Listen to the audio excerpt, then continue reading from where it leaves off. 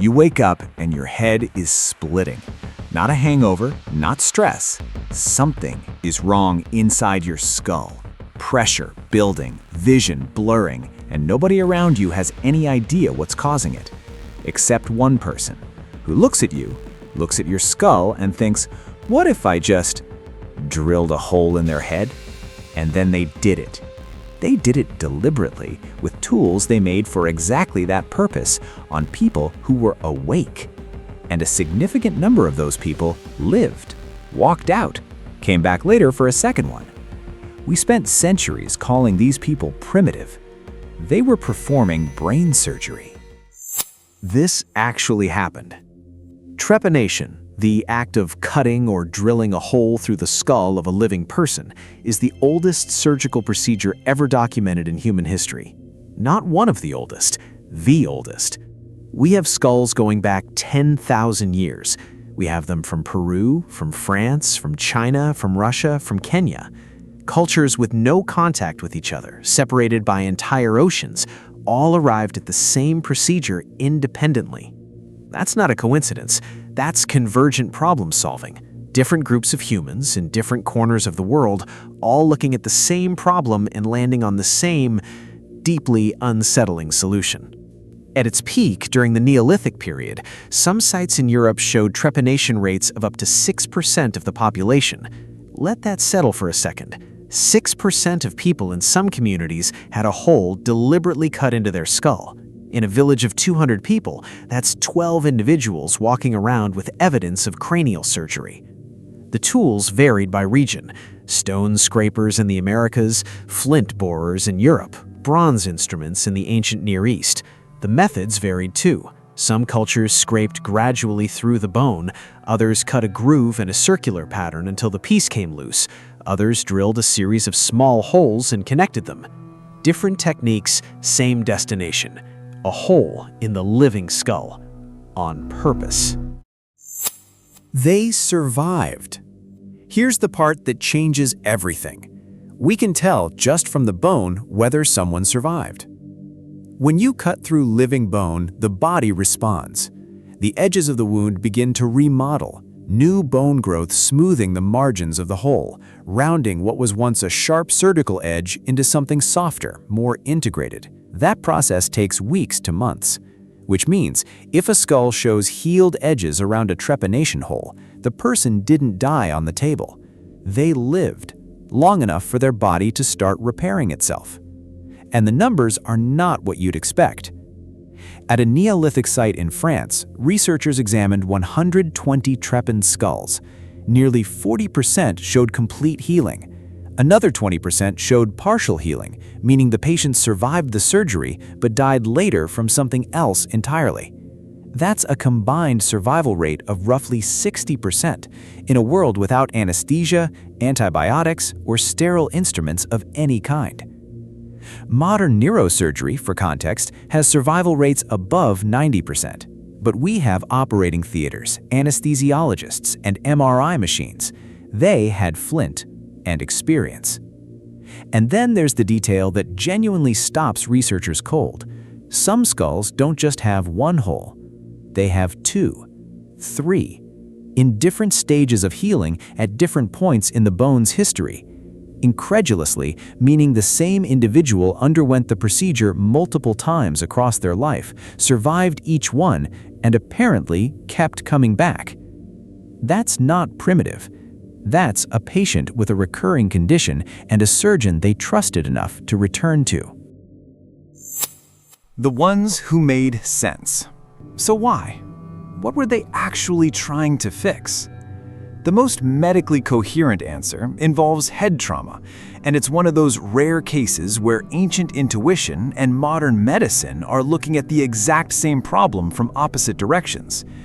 When you take a serious blow to the head, one of the most dangerous outcomes isn't the impact itself, it's what happens afterward. Blood pools between the skull and the brain, building pressure inside a closed space that has nowhere to expand. That pressure, if unrelieved, causes brain damage, seizures, loss of consciousness, and death. The modern solution is a craniotomy, surgically opening the skull to relieve that pressure. It's a routine procedure in trauma surgery today.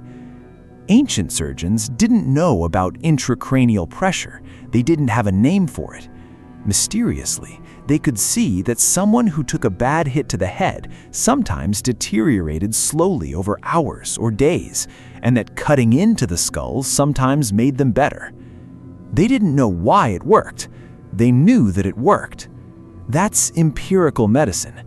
That's pattern recognition accumulated over generations of watching people survive and die and adjusting the intervention accordingly. There's strong archaeological evidence for this interpretation.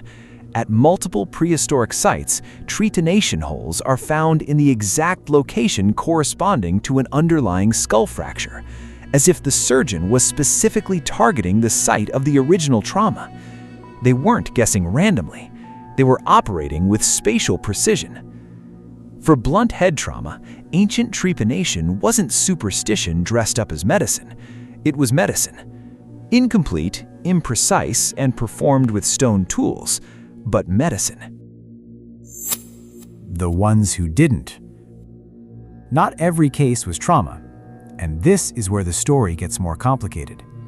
Ancient texts and ethnographic records from multiple cultures describe trepanation being performed on people showing no signs of physical injury.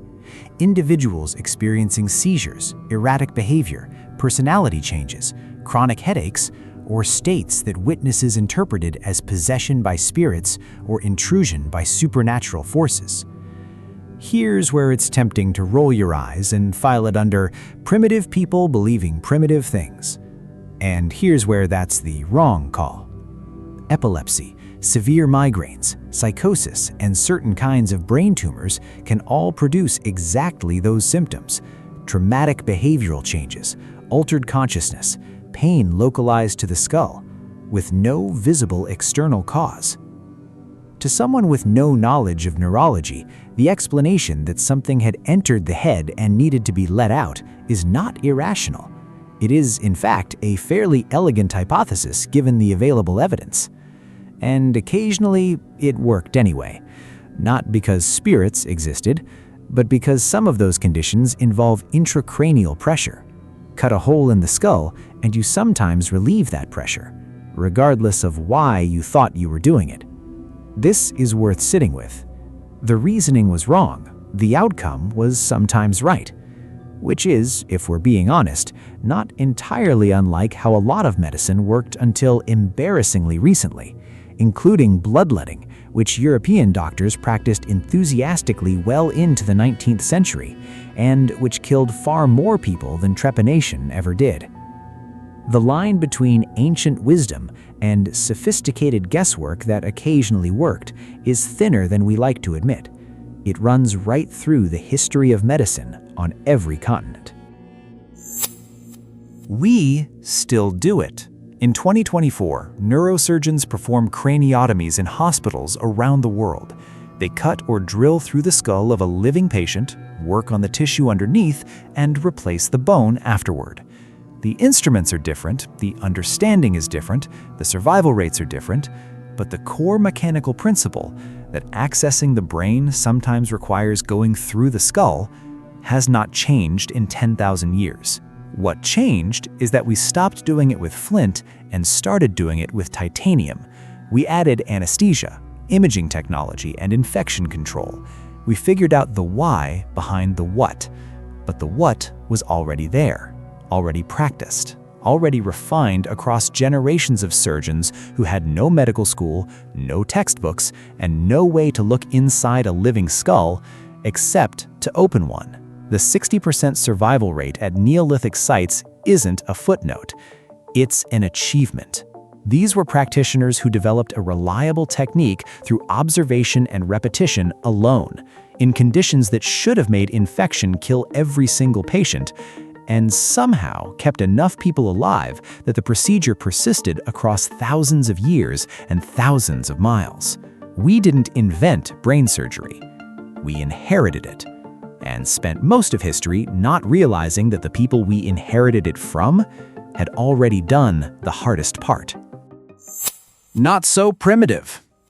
Somewhere in your skull, right now, there's pressure, fluid moving, neurons firing, everything balanced on a margin so thin that a single blood vessel in the wrong place ends everything. Ancient humans didn't know any of that. They didn't have the vocabulary for it.